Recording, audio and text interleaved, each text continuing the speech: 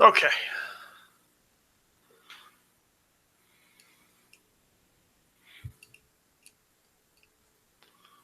All right, counting down.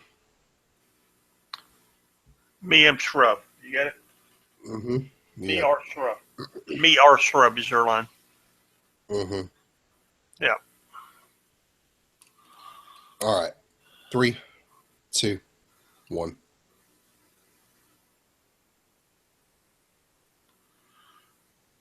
What is up? I am Groot, Me our shrub. and this is the Marvel Unlimited podcast for the week of 9/12/16. No, it's not. Yes, it is. Oh, God. No, it's not. Do it again. Mm-hmm. Yep.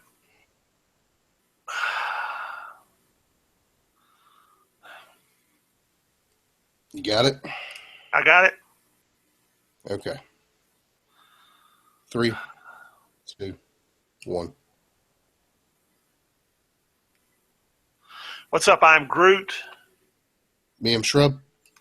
and this is the 6 months behind podcast for the week of 9/12/16, where we discuss all the comics that came out on Marvel Unlimited this week. Actually, I'm Pat, And I'm Sean.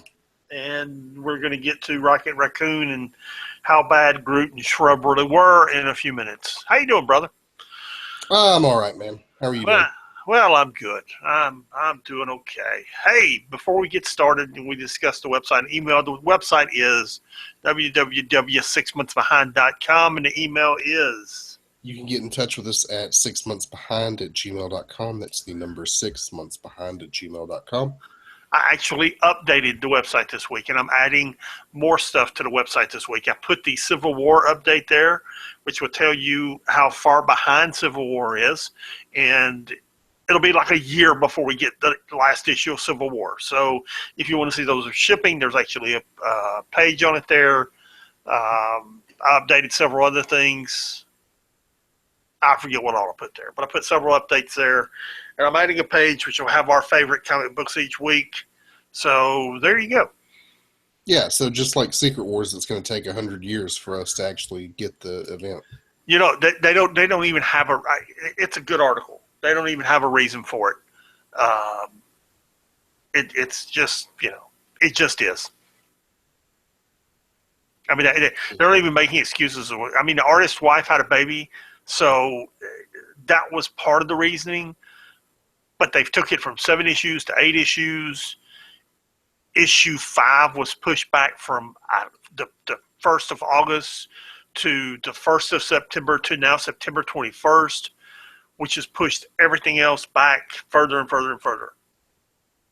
So Dude, instead of getting issue 7 at the end of October, we're getting issue 8, which will be the end in December. I mean, you can't just do this all the time. Every time you have an event, you can't ship it late. It's That's in the how you article. kill your industry. It's in the article, man. It's unbelievable. Yeah. And the article is from ComicAlliance.com. I took the liberty of blacking out the spoilers in there, so when you read the article, there won't be spoilers. There absolutely will not be. If you want it without spoilers, there's a link at the bottom. But, dude, it's just ridiculous. It is. Yeah, and I mean, you and I are both huge Marvel fans, but, 2 events in a row getting delayed like this is just unacceptable. And once again, they've got the, what do they call them, the brand relaunch in Marvel October? Now? Marvel Now. They've got the Marvel Now books launching in October and November, and they're faced with, okay, do we not launch? Do we launch the books, not launch the books? What do we do with the books?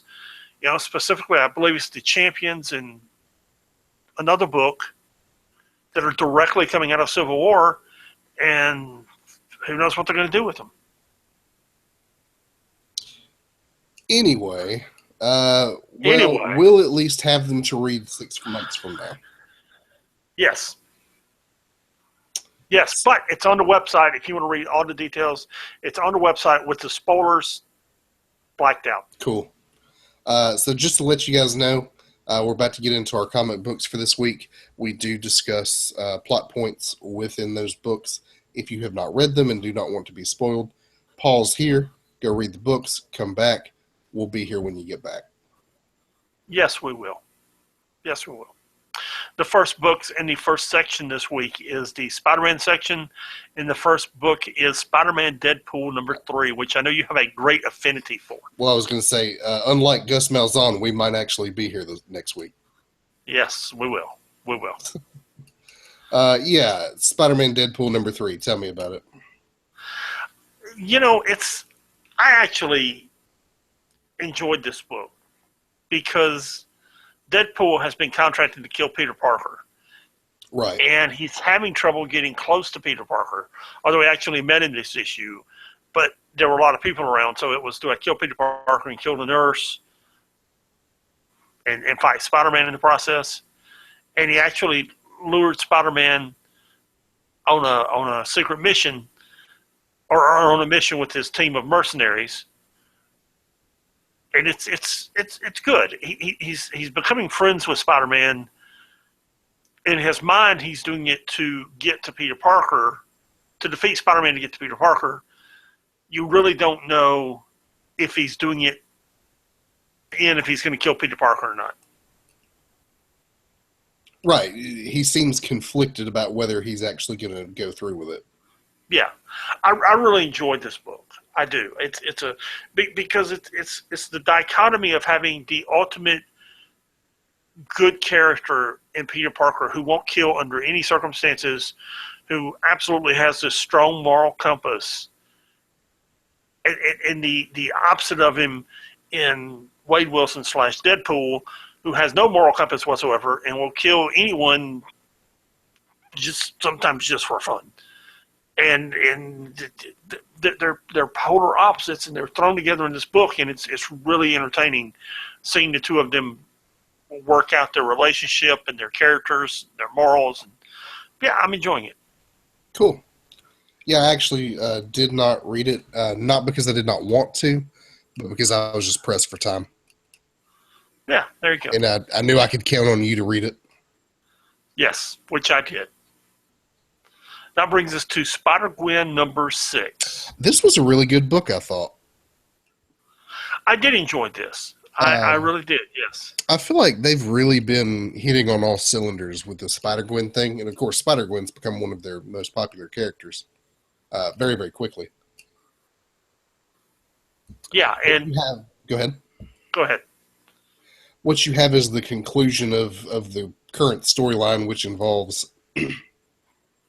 Harry Osborn becoming the Lizard and fighting Spider-Gwen, and her and Captain America team up to take him down, and she's conflicted with herself the whole time about how she's handling this, because this is exactly the scenario she was in with Peter Parker recently.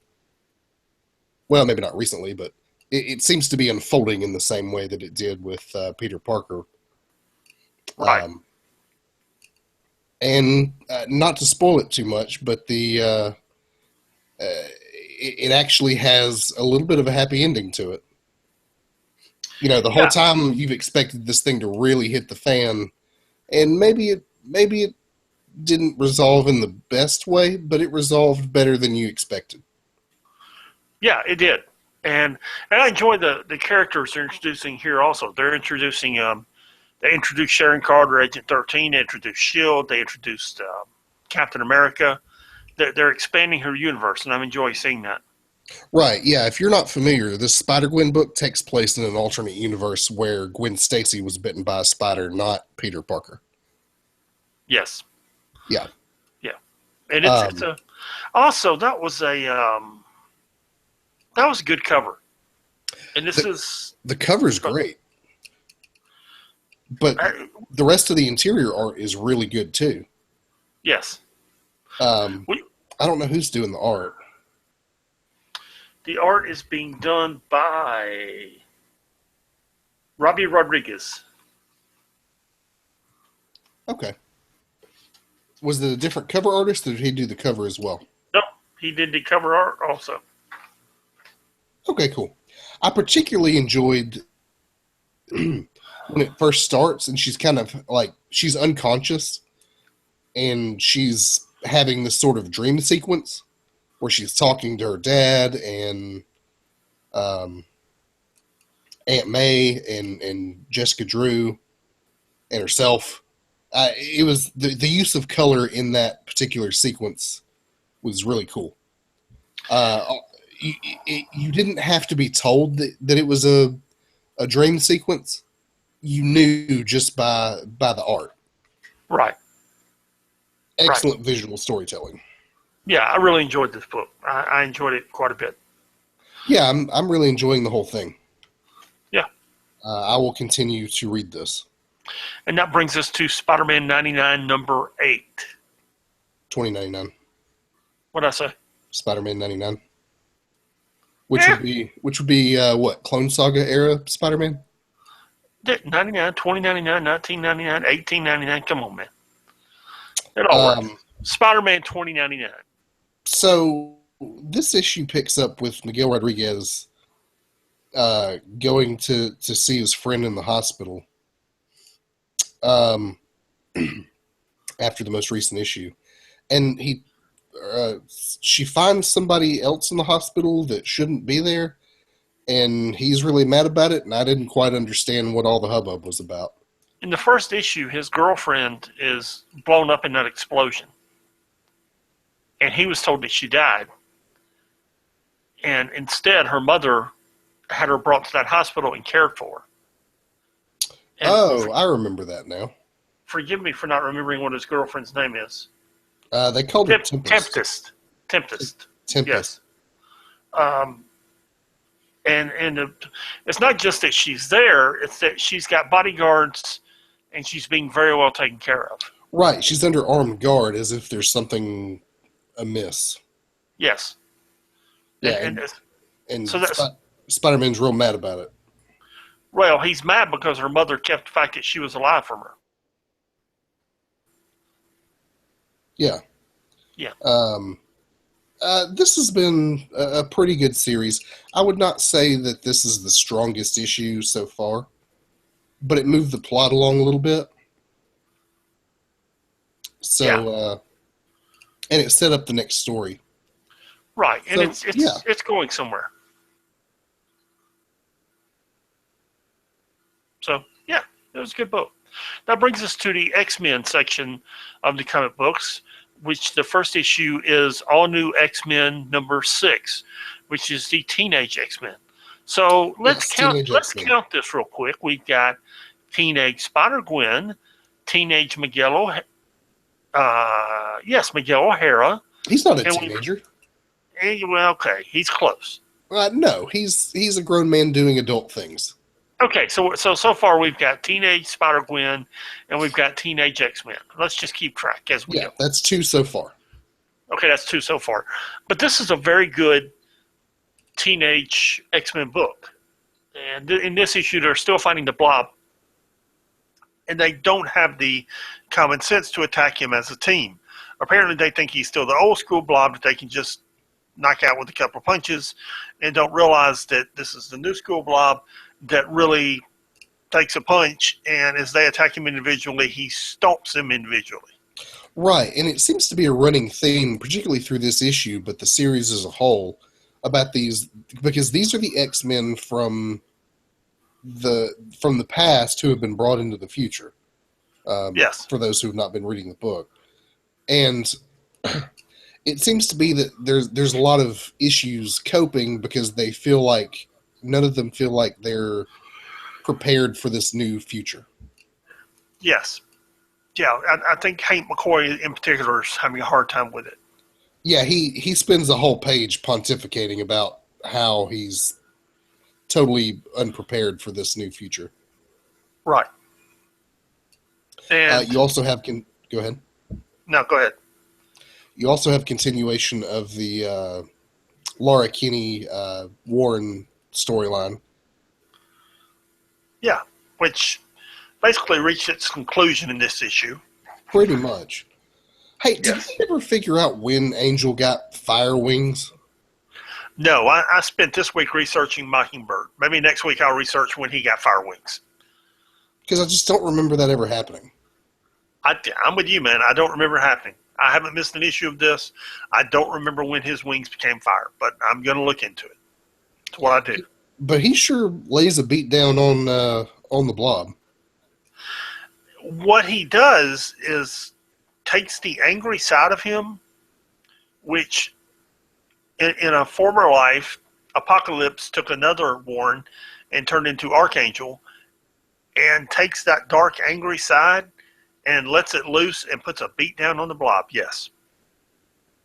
Yeah, I mean, he literally stabs him in the eye with a piece of rebar. Yeah. Yeah. Yeah. Rough stuff. It's hardcore, man. Dude, yeah. And then you have Scott Summers being kidnapped by Toad. Yeah. That's Which, I don't know what's going on there, but something's going on there. Yeah, I don't know either. I don't know what's happening, but I assume the next issue will be us going to see what they're doing with him, and hopefully the X-Men go rescue him. Yes, we would assume so. If I read it correctly, there was only one issue left in this story arc. Yeah, I think you're right. So yeah, so they'll probably wrap it up real nicely in the next issue. Yeah, so it should be pretty good. Right. And that brings us to Extraordinary X-Men number 8. Yes, if the last book was Teenage X-Men, this is the Adult X-Men. This is what should really, if nothing else, this should be called the Uncanny X-Men book, because it's what it really is. Yeah, it's the classic X-Men. It's Storm, Iceman, Colossus, Jean Grey, Nightcrawler, Wolverine. You've got Storm leading the X-Men from the Avengers Mansion, albeit the Avengers Mansion is now in limbo. And they're attempting to save the mutant race. This is the classic X-Men title. Yes. And it's a very good title. I'm actually thumbing through my iPad, trying to find the name of this villain, who is not one of my favorites. Is it Sugar Daddy? Sugar Man. Yeah, who I've never actually encountered. I have encountered him a couple of times in the past. He seems like a D-list. He's like MODOK. He's like a MODOK. He's just a giant head with short arms, short legs. And apparently he is raising mutant embryos somehow and sends them to the future. And somehow they fall into the hands of a different set of Dark Riders than Magneto's team of X-Men is fighting. Don't understand at all, but it seems to be going somewhere. Yeah, I mean, they all get zapped. They go to investigate these new mutants who have shown up in Cerebra and find out that they're these mutant embryos being grown in a lab. They get zapped into the future, and that's pretty much where it ends. It ends. I particularly enjoyed the art on the panel where they get zapped to the future. Yeah, because it's all the characters, and there's like this warp effect. And I thought, man, that takes some real artistry to convey that. It was done very well. Yes. Yeah, and it's a full page panel, and it's all the characters, and you can tell who everyone is, but they're also being warped into the future. It was excellent art. Yeah. Also, there's something going on with Old Man Logan and Storm. Well, if you go back to Wolverine in the X-Men series, Wolverine and Storm had quite the torrid affair. Right to the point. I mean, it's not like they've never done this before. And apparently, those feelings are still there for both of them, even though, well, apparently those feelings are still there. Okay. Dude is like 300 years old, but okay. No, he would be 150. Nah, he's 150 when in the main timeline. No, if he's born in 1885 and it's 2016 now, that's 15, 15, 30. That's 130 now. If he went, if you went 30 years in the future, no, that makes him 150, 160.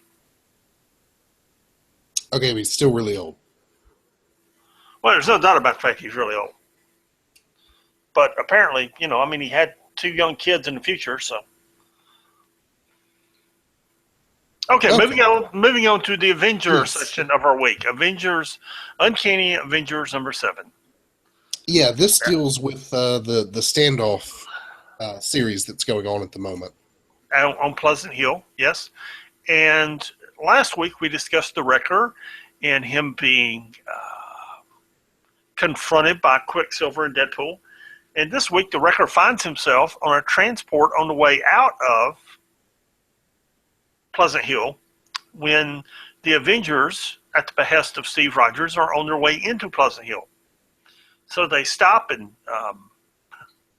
there's some pretty funny things. They fight S.H.I.E.L.D. to free who they eventually find out is the Wrecker, and there's some pretty amusing scenes there where the Wrecker actually yells "Avengers Assemble" as he helps them fight S.H.I.E.L.D.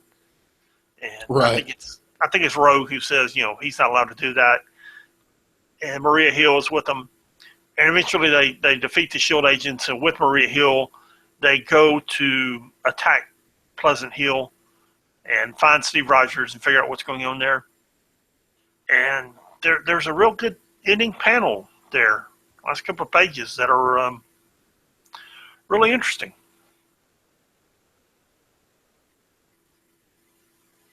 Yeah. Well, what and not to get too far into it, but you end up they're standing there with Maria Hill, and then all of a sudden there's another Maria Hill in a See, I leave these things hanging so we don't give away every single spoiler, and then you give away every single spoiler.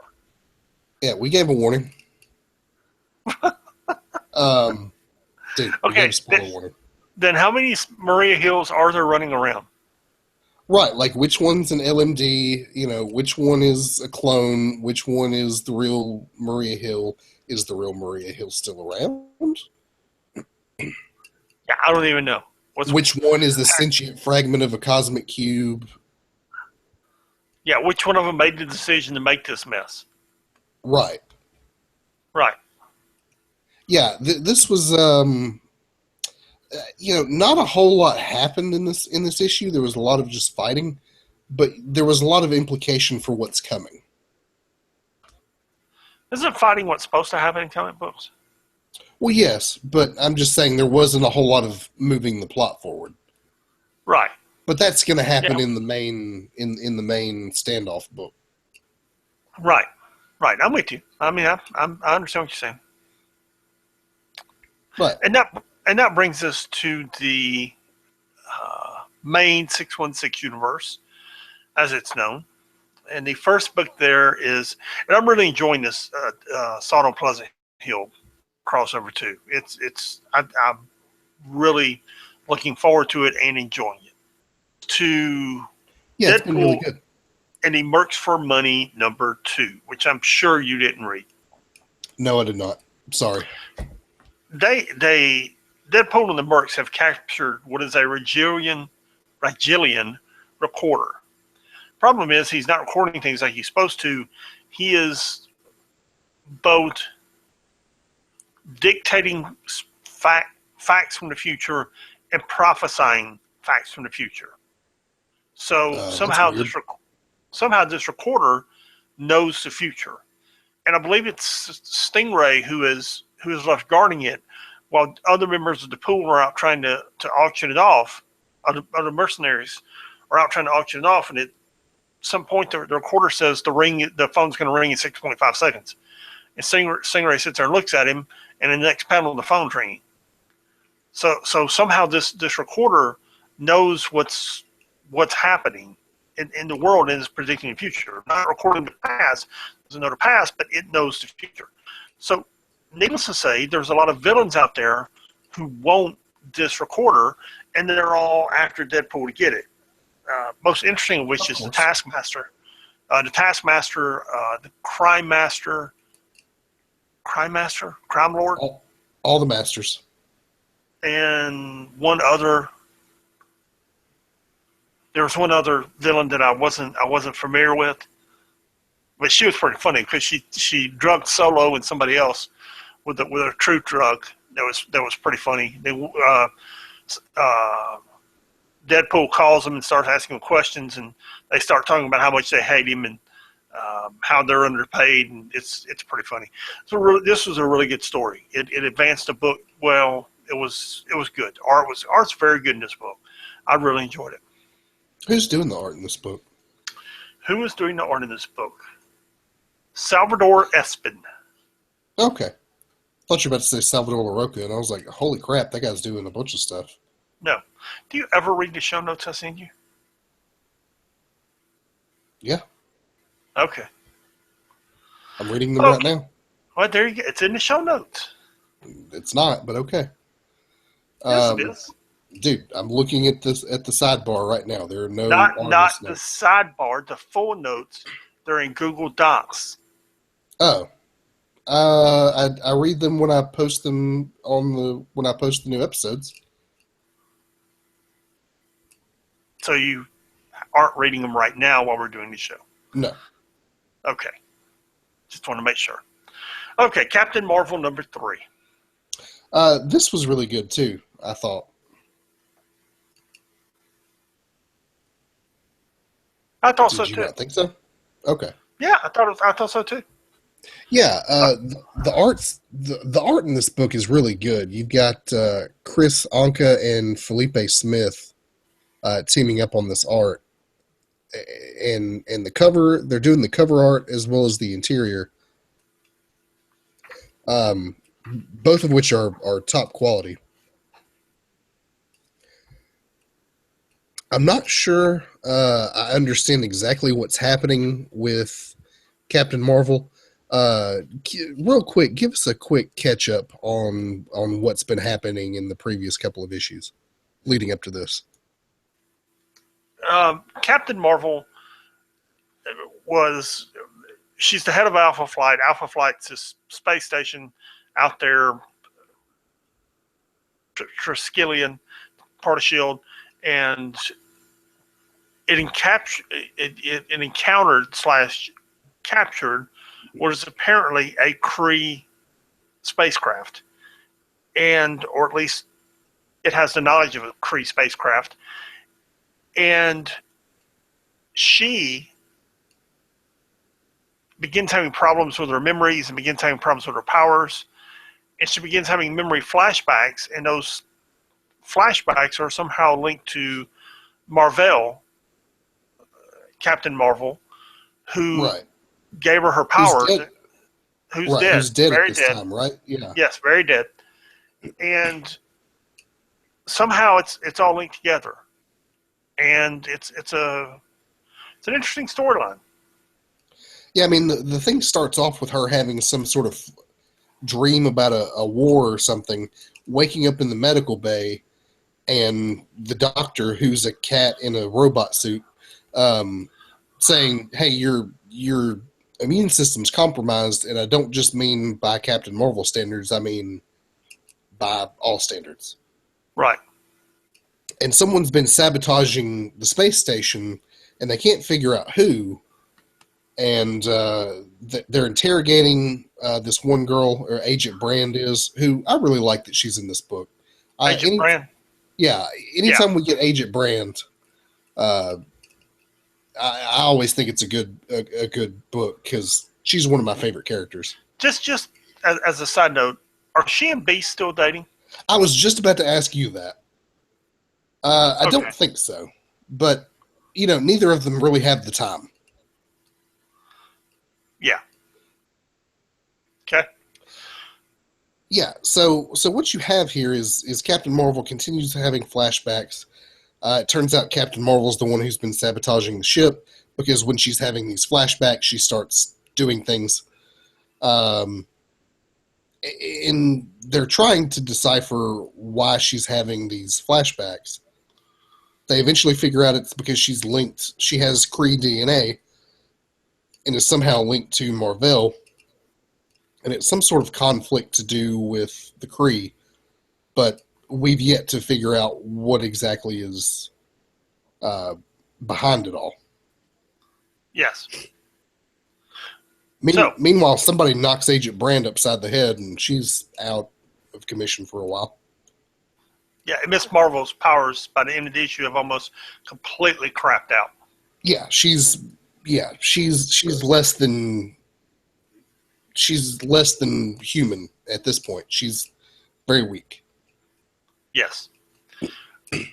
So that brings us. Well, go ahead. I was going to say, overall, really good series for a character who has gone through a lot of transformations. You know, Carol Danvers has been a number of different characters over the years, and I think they're doing a really good job with her at this time. They've really made her. They've taken an old character and made it fresh again. Yes. Yeah, and she's had some different writers and different takes in the last few years. And this is a good direction for her. It's a very good direction for her. Yeah, I agree. All new Inhumans #5. This is Crystal's team. Go ahead. Well, I was going to say this basically becomes a Spider-Man book. No, it about halfway through it stops being a Spider-Man's book when Crystal and her team and her spaceship decide that they're going to, or her airship or whatever you want to call it, decide that they're going. Inhuman vessel, which, by the way, looks like if you took the Starship Voyager from Star Trek and just stuck a bunch of weird stuff on the back of it. They decide they're going to invade Chinese airspace, even though they promised not to, and come and look at the whatever you call that monument they're investigating. And then the Chinese, what do they call them? Star Spears. Yes. And the Chinese government doesn't appreciate it, so their team of superheroes goes in there, I believe, unsanctioned, and then they start fighting with Spider-Man and Inhumans, and it all goes downhill from there. Right, and Spider-Man is there because he brings in a couple of researchers to help figure out what these Sky Spears are, because they seem to amplify Inhuman powers. Yes. Yeah. Yeah, not the strongest showing in this series so far. No, but I hope they're going somewhere with it. I would like to think they are. I would like to think it's going somewhere. Yes. Yeah, and then you have the People's Defense Force of China show up, who are the Chinese Avengers, who I've never actually heard of, and they decide to start tampering with the Sky Spear, and that doesn't go well. I think I saw them. I think they were in some Avenger stories last year, or maybe a couple of years ago. Yeah, they showed up at one point, but I don't remember them doing anything of consequence. I didn't say they did anything of consequence. I just said they showed up. Right. Right. So that brings us to the Infinity Entity #1. And this whole issue it's about Adam Warlock. I had high hopes for this because Jim Starlin, for all intents and purposes, created most of what we know as the Marvel Universe. We're talking Thanos, the Collector, the Infinity Gauntlet, all the cosmic beings outside of Galactus and the Silver Surfer, Guardians of the Galaxy, Warlock. I mean, he created the Marvel Universe as you see it in the movies today, in comic books today. You have Alan Davis doing the art. His art's magnificent. And then I read this comic book, and I'm like, it was kind of meh. That's a good description, because you got Adam Warlock being reborn again, which is nothing unusual. He never dies. He simply goes back in the cocoon, regenerates himself, and comes back a year or two later.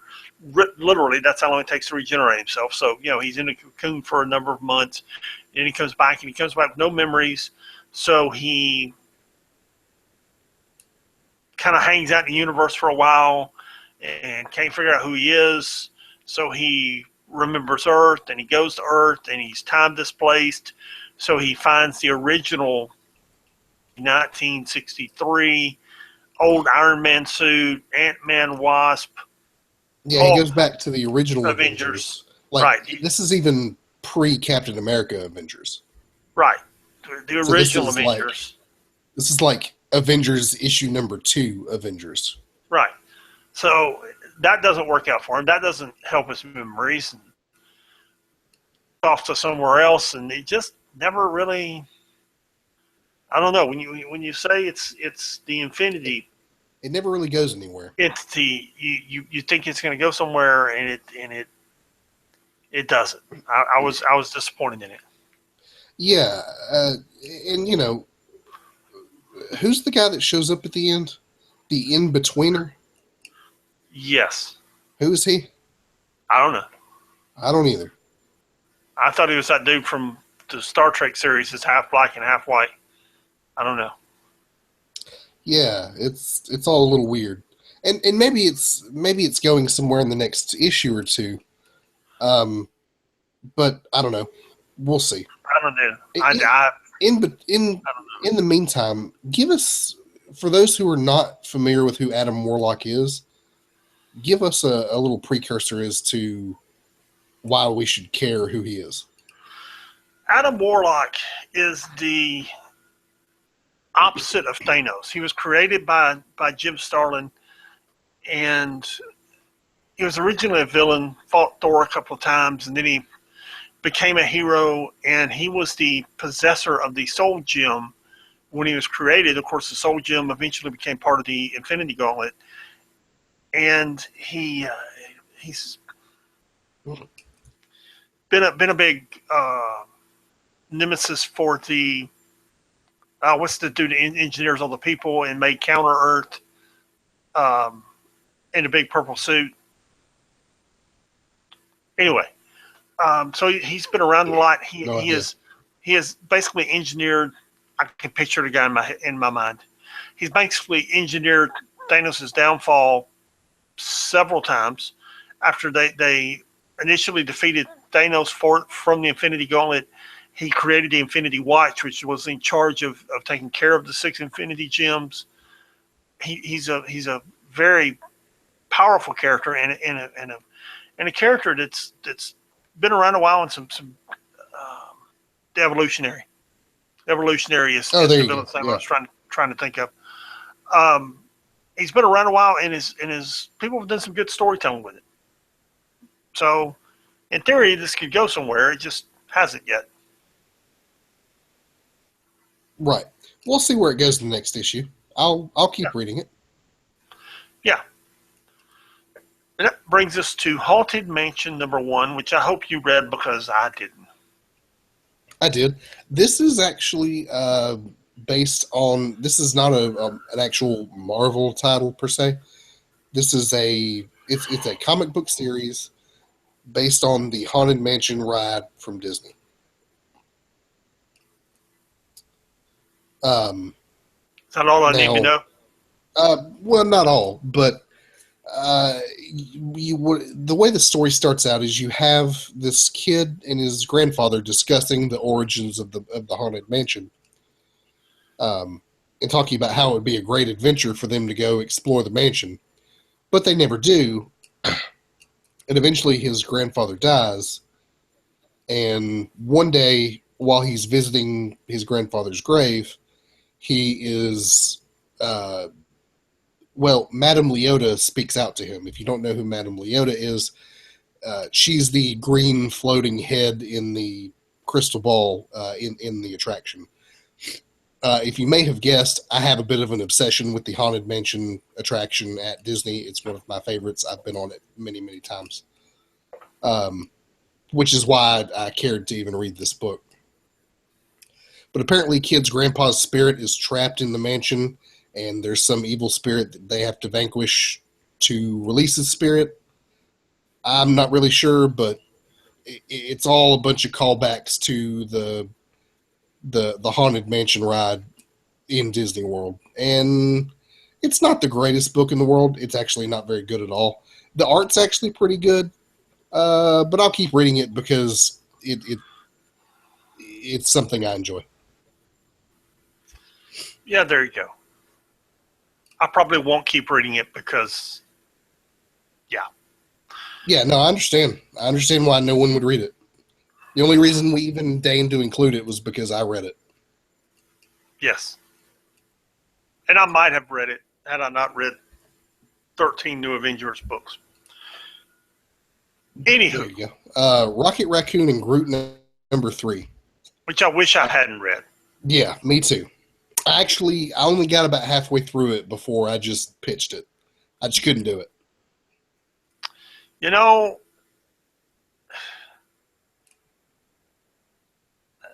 it's not even worth exploring the plot for. Let me just do it. See how few sentences I can do it in. In the first issue, Rocket goes through a time portal and is lost. So Groot sets out to find him. He finally finds him, but Rocket is a villain. But he's not really a villain. He's acting like a villain until Groot gets there to save him. Except there's really a Rocket, and he's not Groot, he's a shrub, hence the beginning, being shrub. That's a shrub there that's their counterparts in that universe. Right, they're like doppelgangers from another universe who are mirror characters of Rocket and Groot, but it's Shrub and what's some rabbit. Some rabbit. I don't know. Who cares? So they bust their way out. They get back to their universe, where, as in issue 1, the Guardians are just having the funeral for Rocket, and they show up just in time for Rocket's funeral. Yeah, and I hope issue 4 gets better. Dude, you had 3 issues. I couldn't get through the third one. I don't intend to read the next issue. There you go. This book sucks. It's pretty bad. The thing is, somebody wrote that Groot series that was out a few months ago, and that was really good. And this really sucks. Yeah, I mean, if nothing else, the story is an incoherent mess. Yes. And it's like, honest to goodness, it's like they wrote issues 1 and 2 not knowing how they were gonna end it, and then issue 3 they were like, oh, we'll do this to end it, and they came up with the ending in issue 3. It's like they were just making it up as they went along, like a couple of stoners, and then in issue 3 said, okay, we'll end it like this. It's like that's what they did. That's what a convoluted mess this 3-story arc is. Yeah, the only thing that might have been worse is this Red Wolf number 4 that came out. And it was pretty bad. And I had such high hopes for this book, and it's just bad. I mean, there's an evil corporation taking over the town. They've injured the sheriff.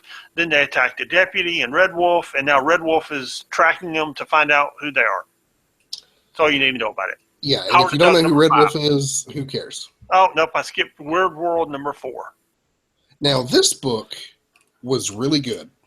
I enjoyed it. Let me tell you something. In our notes where we talk about our favorites, there's going to be that Vader cover we talked about a couple weeks ago. This cover is just magnificent. Absolutely. Because first off, it's got great art.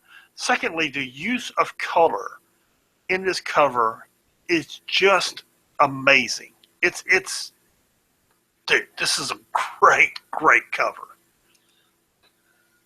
Yeah, I mean, I would make the case that the art in the book altogether is really good, but the cover is it's like Willy Wonka on acid. Yes, it's like a Jim Steranko cover. Right. Yeah, and the reason for that is they have, at the end of the last issue, Galetta and Becca have found themselves in this like candy village. You know, all the houses are made of candy, and the roads made of gumdrops, and the street lamps are all lollipops, and that sort of thing. So, of course, immediately you think, oh, well, there's nothing. You know, if you know fairy tales, nothing good can come out of this. And in the Right. very second panel, you get just a hint of what's lurking beneath this this candy village. Yeah. And both Becca and Goletta have what are essentially hallucinations of people that they have lost. And it seems to be a way of whatever is lurking in this village, you know, using imagery from the minds of its victims to draw them in to eat it or whatever it is the creature does. But, Yes. you know, Becca has this conversation with her mother who is dead. Goletta finds a previous lover who is also dead. And that they, you know, they both come to the realization that these are not the people they thought they were, and that they're being tricked. Then they throw down this with this huge tentacle monster who is using this illusion of a candy village to lure in its prey. But then there's this the whole thing is really a setup for this conversation that Goletta and Becca have about the burdens that they carry. I mean, you know, the whole reason Becca ended up here in Weird World is her mother died, and her mother's last wish was to have her ashes spread in Mexico. So she gets on a plane to Mexico, but it crashes in Weird World. Right. And I don't know. I thought it was a touching story. It was. You also It was a have, very good story. I haven't enjoyed this series, but it was a good issue. yeah, and then you also have, you know, Morgan Le Fay is gathering power and getting ready to go to war for control of Weird World. And then Skull the Redeemer shows up at the end, who is a character I really enjoy. And Yeah. the art in this book is just killer. Yeah. I don't enjoy the art quite as much as you do, but I understand why you do. It's not one of my favorite styles, but I understand why you would. It's a very good book. Read Weird World #4 while you can. Yep, because I have a feeling it's not going to be around much longer. Which you think, you know, dude, if they're gonna axe really good stuff like Weird World and Howling Commandos, get rid of Red Wolf and Rocket Raccoon and Groot, please. Red Wolf's gone. I don't know what's going to happen to Rocket Raccoon and Groot. Yeah, we'll see. Hopefully, it gets canceled. I know Red Wolf does. Red Wolf ends with the issue 6. Okay, good. Basically, they finished the six issue arc, turn it into a trade paperback, and they're done. Yeah, that's probably the best they could ever hope for whatever that book is. Yeah. Howard the Duck #5. I did not read this, but I did flip through it. First off, you have a cast of thousands. Yeah. They're fighting the Collector. You've got the Guardians of the Galaxy. You've got the clone of Rocket Raccoon and the clone of Howard the Duck. You've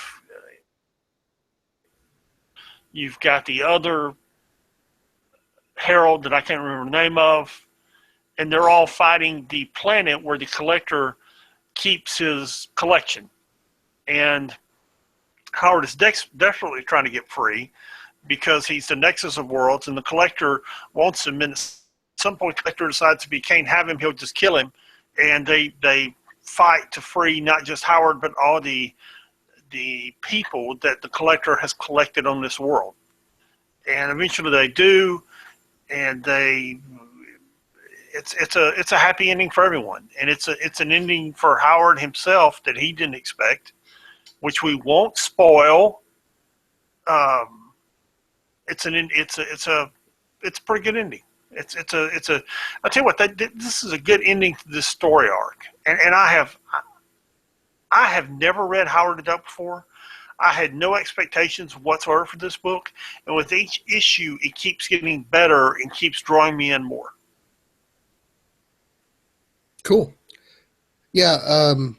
Like I said, I flipped through it. I really like the art in this book. That is good art. I don't know who's. Let's see. Joe Kenones? I don't know. Sounds Either right. way, Turn the the page. art's really good. I'm looking forward to at the end. There's a mention that they're going to cross over with the Squirrel Girl book next week. Yes. Next issue. So I'm looking forward to that. Yep. It was a good book. It was a very good book. And that brings us to Mighty Thor number 5. How do you make Howard the Duck great and screw up Rocket Raccoon and Groot? I don't know, man. You give one a good writer and don't give the other a good writer. Yeah, Scotty Young is writing that Rocket Raccoon and Groot book, and the guy's an amazing artist. Writing is not his strong suit. I noticed he was writing and drawing it, but dude, they really wanted to make Howard a hot property again, which they've done. They have failed with Rocket Raccoon and Groot. Yeah, absolutely. Mighty Thor number 5. Yes. Go ahead and give me your impressions of this book, because I enjoyed it, but tell me what you think. The war amongst the 10 realms continues, and it becomes a civil war there in Asgard. And Thor interjects herself into this civil war, and Odin does not appreciate it very much. And Odin and Thor have a throwdown. Yeah. And it's a pretty spectacular throwdown. Yeah, Thor doesn't, or Odin doesn't appreciate it, and Thor's response to that is, "Here, eat my hammer." Yes. And she literally knocks him clear across the galaxy. Yes. Yeah, it's. I'll tell you now, this is going to be my favorite book of the week because the art was great, the storytelling was great, the fight between Thor and Odin was magnificent. Yeah, they ended this part of the story arc, but kept the Dark Elves taking over all the 10 realms and taking over the at this point they took over the realm of the Light Elves, I guess it is. Yeah. They're continuing manipulating things behind the scene, including manipulating Loki, and it's just a great story, man. It's a really good story, really good art, really enjoyed it. Yeah, I mean, for a mortal who's wielding the hammer of Thor, she can hold her own against Odin. Yeah, she's figured out what she's doing, man. Yeah. You've got Freya leading the Asgardians against what's his name? Odin's brother. Odin's brother. I can't remember. I want to say it's Rogue, but it's not. It's no, it's it doesn't matter. Yeah, he's leading a rebellion of some kind. She's trying to stop him. You've got Malekith bewitching the queen of the Light Elves to marry him, uniting all of the 10 realms underneath him for whatever end that he has going on. I don't know what his deal is. I was really mostly interested in seeing Thor and Odin trade blows. Right. It was. Of course, you got Loki being Loki. Yeah. And then there's I'm not going to say anything more than this, but there's quite an interesting reveal at the end of the book. Yes. There's some twist involved in that Civil War, and yeah, it's good. Agreed. That brings us This to has been a really good series. It's a very good series. It's one of the. It's definitely in the top 10 Marvel's doing. Maybe maybe in the top 5. It's good. Yeah, written by Jason Aaron, who, in my opinion, can do no wrong. Everything he writes is fantastic. Yes. Stick that guy on Rocket Raccoon and Groot. See what it looks like then. There you go. Yeah, exactly.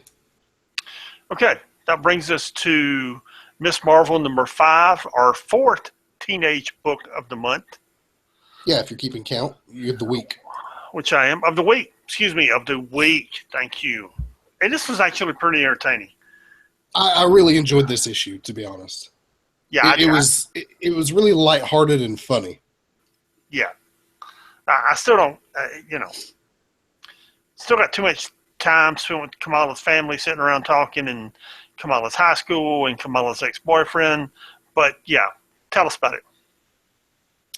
So Kamala decided to create these doppelgangers of herself to, essentially be in two places at once.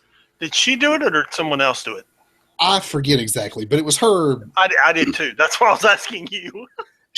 I think somebody else came up with the way to do it, but it was her idea to be like, oh, I can do this with it. Well, they've started replicating.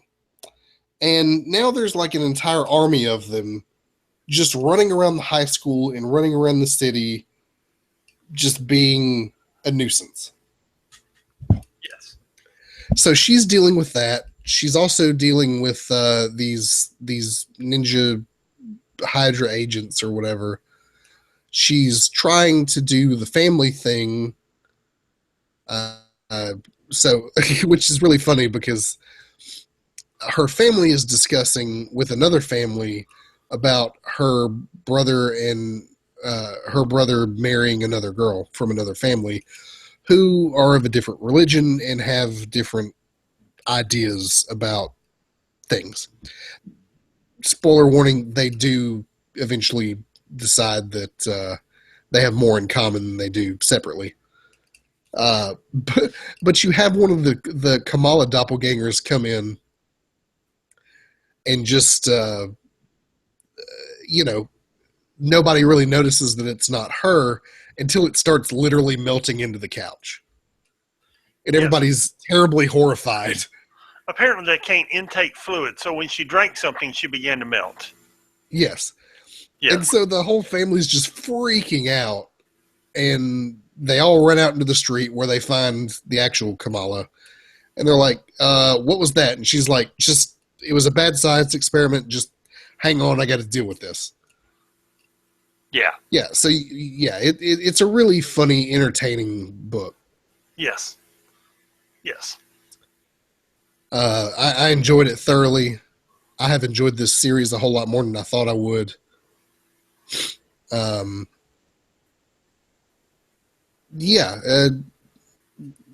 actually really like all the interactions with her family.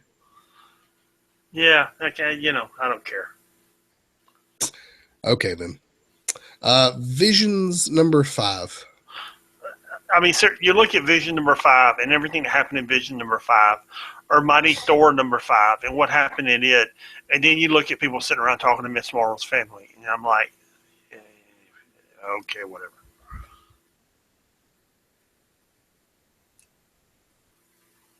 Anyway, so this book continues to be just the creepiest thing ever. It does, doesn't it? It continues to be the creepiest thing ever. But what happens is, last issue, Division's wife, which I believe is Viv, Viv is either his daughter or his wife, she murdered someone. That's his daughter. Okay, then what's his wife's name? I don't know. He always calls her wife. That's why I can't remember. Yeah, I think it's literally just wife. It may be her name. But she killed someone, so the police come over to investigate, and as the police are questioning him, he realizes that she's done it and chooses to lie for her. And not only does he lie for her, but I think at the end they realize he's lying, or they realize something isn't adding up, and arrest him for, if nothing else, they take him in for questioning. Right. Yeah. And the whole time he's counting off how many times he saved the world, which was 37, half of which were from Ultron. And it's like, none of this matters because I can't make my family work. That's essentially the point of it that I gather. Right. Which, by the way, totally off to the side, but that whole, he goes through all the 37 times that he saved the world. It's a nice little condensed history lesson of the Avengers there. Yeah. Yes, it is. Yeah, so, he's talking to this detective. His wife is malfunctioning terribly. She seems to be repeating herself. He doesn't seem to notice. I don't know what that's about. Oh, he does at the end. He just doesn't say anything about it. He ignores it. Yeah, the children are not coping at all. Not well, anyway. I'm trying to figure out exactly what it is that makes this whole series just so unsettling. It's like an old episode of The Twilight Zone or an Alfred Hitchcock movie or mystery, or because it's not over the top frightening or horror. It's very subtle horror because you never know what you're going to get when you turn the page, or in our case, flip the button page on your iPad. You never know what's coming next. You never know what horror is coming next. And that's what's so eerie about it. Yeah, and I think part of it is you're watching these androids, these robots, really try to be human and normal, which is something that most people do. They just strive really hard to be normal. And they're failing at it, and something is very human about watching these robots fail to be normal. Yes. Yeah, probably one of the best things Marvel's written in years. Yeah, very good. Very, very good. Let's see. Last book this week is Guardians of the Galaxy #6. Yes, which was a very, very entertaining book. They're on a world I believe they're trying to break someone out. And as they're doing on a it, prison planet. They're on a Bethune prison planet. That's what it is. And as they're trying to break them out and they're trying to escape, Peter Quill begins having basically a nervous breakdown. And he and Kitty Pryde are there together, and the rest of the Guardians are off somewhere else. And Kitty's like, I've tried to get you to deal with this and to talk about this, that you ruined your planet and you lost your empire and you've lost your throne. And he's like, yeah, well, I didn't. And she's like, now's not really the time. There are people shooting at us. There are people chasing us. Can we do this later?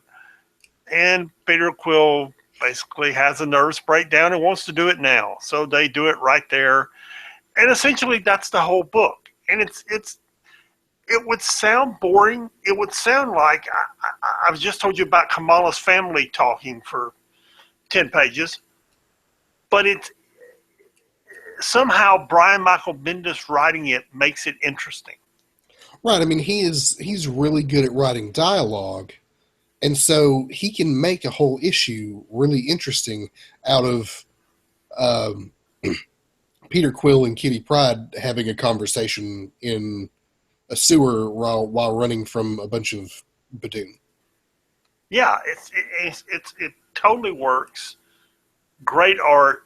Eventually, Peter Quill gets motivated. They kind of get out, more or less, maybe. And it's the start of another story arc. Galaxy's Most Wanted, I believe, is the name of the arc. But it really, really good book. It's Brian Michael Bendis is like Jason Aaron. It's hard for him to screw something up, except maybe not shipping something on time. No, I'll say right. And writing dialogue is really where that's really his strong suit, and I think that's what makes this particular issue so good. Yeah, Is both Kitty Pryde and Peter Quill are characters that he has written before and is very good at writing, so he's able to write dialogue between the two of them that works very well. right. Great And book. it makes the whole issue work. Yeah, great book. We had a couple of miscellaneous books this week. We had those Infinity books. That's it. Yeah, that's pretty much it. Then you had you had a really weird dump this week. It was a couple of Nightcrawler books, Power Man and Iron Fist books, a couple Scarlet Witch books. Yeah, I don't know why they're dumping those Nightcrawler books. This is like the second or third week in a row that they've put them in there. But hey, as long as they're adding stuff, it's all good. Yep, agreed. You already said your favorite for this week was Thor #5. Absolutely. Yeah, we had some really crappy books this week, but we had some really good stuff too. Yeah, that Guardians book was good. The Vision book was good. The Captain Marvel book was good. The Uncanny Avengers book was good. There's some good books there. I think for myself, I'm going to have to go with Weird World #4. Yeah, great cover, man. Yeah, the art was fantastic, and I actually really enjoyed the story, where it kind of explored what Becca is doing here in Weird World. Sure. Yep. Yeah. So, classic read this week. What you got? Last week, we discussed Mockingbird #1, and neither one of us could remember how she got these superpowers, how she got the cross combination of the Infinity Formula and the Super Soldier Formula. Because right. I didn't remember it happening. So I went back to Wikipedia and I was like, when did this happen? And it referred me to New Avenger Series 2, specifically issue 13. But it's really an arc that takes place between issues 9 and 16. And there's some great stuff there. You have those 2 or 3 pages where Squirrel Girl and Wolverine have that infamous conversation. Oh, yeah. Yeah, that's it. And what happens is they're fighting. Oh, golly, I just forgot who they were fighting. Anyway, Mockingbird gets shot. This whole arc is about the creation of the Infinity Formula and how Nick Fury wound up using it. That's the purpose of this whole arc, is the history of the Infinity Formula. Mm-hmm. With he and Dominic Fortune, and it keeps flashing back to 1959, where they were getting keeping the Infinity Formula away from Hydra and keeping it in S.H.I.E.L.D.'s hands.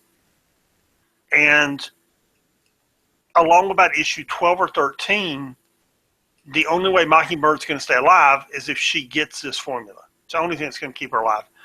And in this issue, Fury says, look, there are consequences. This could drive her mad.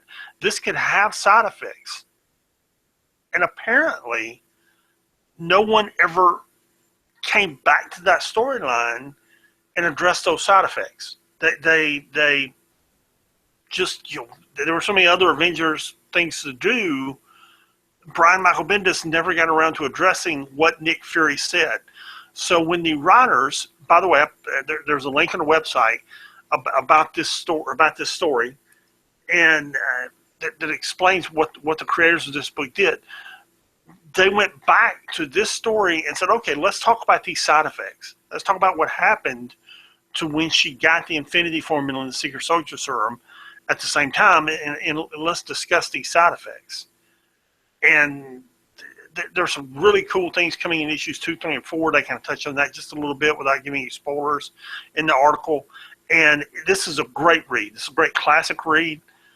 I kind of scanned issues 1 through 9. Then when I got to 9, I started read 9 through 16, where she gets out of the hospital and goes and starts fighting with her new powers. Really great stuff, man. Cool. Yeah, if you want to see some classic X-Men Bobby Morse type stuff, there you go. There you go. And there will be a classic read section on the website where you can link to these classic reads and find out where to get them. Fantastic. Well, that pretty much wraps us up for the week. If you want to get in touch with us, you can email us at 6monthsbehind@gmail.com. That's the number 6monthsbehind@gmail.com. And if you want to read our website, it is the www.6monthsbehind.com. I was contemplating words of wisdom. Do you have any words of wisdom? Bear Bryant once said, winning isn't everything, but it beats anything that comes in second. I would agree. Somebody should tell Gus Malzahn that. There you go. All right, guys. We'll see you next week. Peace.